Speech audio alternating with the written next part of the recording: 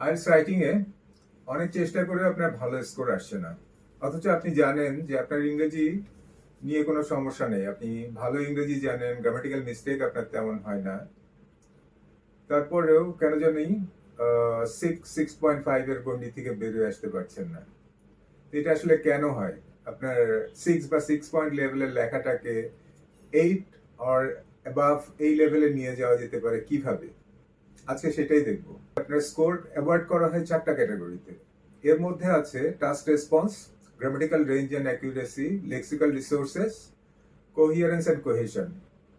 এই জিনিসগুলো আমরা সবাই জানি, বাট টাস্ক রেসপন্স বলতে আসলে কি বোঝায়? গ্রামাটিক্যাল রেঞ্জ অ্যান্ড অ্যাকিউরেসি, সবাই বেশিরভাগ ক্ষেত্রে দেখা যায় অ্যাকিউরেসির দিকে বেশি ফোকাস করে, রেঞ্জের দিকে তেমন ফোকাস করে না। আপনার স্কোর অ্যাওয়ার্ড করার এই 4টা ক্যাটাগরি যেমন আছে, আবার স্কোর ডিডাক্ট করার, আপনার পেনাল্টি করারও কিন্তু কিছু ক্যাটাগরি আছে। যেমন আপনার এসে যদি আন্ডার লেন্থ হয়, আপনার টাস্ক 2-তে যদি আপনি 250 ওয়ার্ডসের কম লেখেন, তাহলে সেখানে আপনার একটা পেনাল্টি হবে। 250 ওয়ার্ড থেকে আপনি যত কম লিখবেন আপনার পেনাল্টি তত বেশি হবে। পেনাল্টির আরো কিছু ক্যাটাগরি আছে, যেমন অনেকে কিছু সেন্টেন্স মুখস্থ করে নিয়ে যায় বা কিছু টেমপ্লেট মুখস্থ করে নিয়ে যায়। টেমপ্লেটগুলোর সাথে মধ্যে দুই একটা সেন্টেন্স থাকে, যে সেন্টেন্সগুলোর সাথে তার অন্য সেন্টেন্সগুলো ঠিক ম্যাচ করে না, স্ট্যান্ডার্ড ভ্যারি করে। তখন যেটা হয় যে এক্সামিনার ধরে নেয় যে এই জিনিসগুলো সে মেমোরাইজ করে এসেছে, এবং মেমোরাইজ করার জন্য এক্সামিনার স্কোর পেনাল্টি করে, স্কোর ডিডাক্ট করে।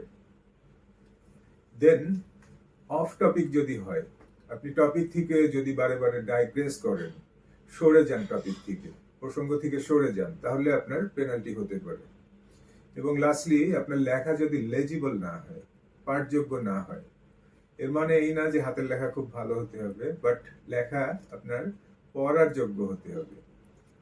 তো জানলাম ক্যাটাগরিগুলো। এখন দেখি আজকে আমরা আসলে দুইটা স্যাম্পল রেসপন্স দেখব, যে একটা এসেতে যেটা 6.5 লেভেলের, এটাকে আসলে 8 লেভেলে কিভাবে নিয়ে যাওয়া যায় সেটাই। সো ধরা যাক ক্যান্ডিডেট এ, সে একটা এসের বডির ফার্স্ট প্যারাগ্রাফটা এভাবে লিখেছে, স্ক্রিনে একটু দেখেন। On the one hand, those who emphasize the importance of industriousness and persistence in achieving success have a valid point. It is true that individuals who are willing to put in the effort and persist in the face of challenges are more likely to achieve their goals rather than those who lack these traits. For example, many successful entrepreneurs have achieved their success through tenacity and dedication, investing long hours and overcoming numerous obstacles along the way. Very good writing, right? এরকম একটা লেখার জন্য আসলে তো একটা ভালো score পাওয়া উচিত একজন ক্যান্ডিডেটের, বাট তারপরেও এই স্কোর লেখাটাতে 7 নাও আসতে পারে। কারণ কি? যে টপিকটার সাফিসিয়েন্টলি এক্সপ্লোর করা হয় না, এখানে তার আইডিয়া জেনারেশনে এখানে অনেক ঘাটতি রয়ে গেছে। সিম্পলি প্যারাগ্রাফের প্রথম দুইটা সেন্টেন্সই দেখেন, একই কথা কিন্তু দুইবার ঘুরে বলা হয়েছে, ভালো সেন্টেন্স স্ট্রাকচার, ভালো ভোকাবুলারি ইউজ করা হয়েছে, বাট টপিকটাকে সে সাফিসিয়েন্টলি অ্যাড্রেস করতে পারে নাই। সো টাস্ক রেসপন্সে তার খুব পুয়ার একটা স্কোর আসবে এখানে। এটাকে ভালোভাবে কিভাবে লেখা যেত, যেভাবে লিখলে ব্যান্ড 8+ স্কোর আসতো। এখন ক্যান্ডিডেট বি এর লেখাটা দেখা যাক, যার স্কোর অ্যাবাভ 8.5 or 9 আসবে। এরকম রেসপন্সটা কেমন আসলে? আবার একটু স্ক্রিনে খেয়াল করেন, আমি পড়ে শোনাচ্ছি। Those who emphasize the importance of industriousness and persistence in achieving success have a valid point. Hard work is essential because by putting in the time and effort required to master their craft, individuals can improve their performance and achieve higher levels of success. Determination is also critical because it allows individuals to persist in the face of challenges and setbacks, A clear sense of purpose and direction help individuals stay focused and motivated over the long term.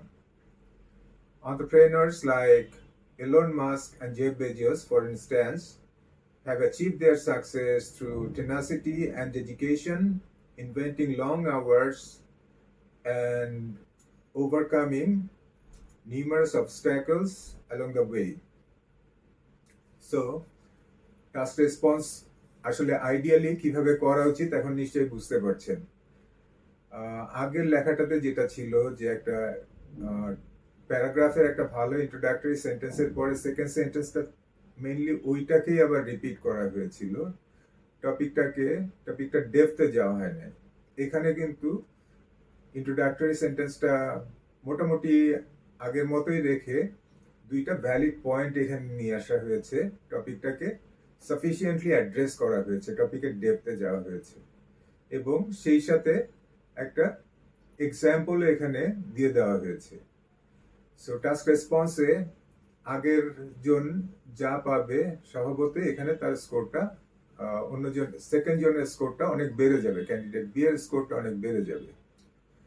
So আপনার scoring category, score awarding এর যে ক্যাটাগরিগুলি আছে কোনোটাই কিন্তু আসলে less important না। আপনার ভালো একটা স্কোর পাওয়ার জন্য সবগুলোতেই ইকুয়ালি ভালো করতে হবে।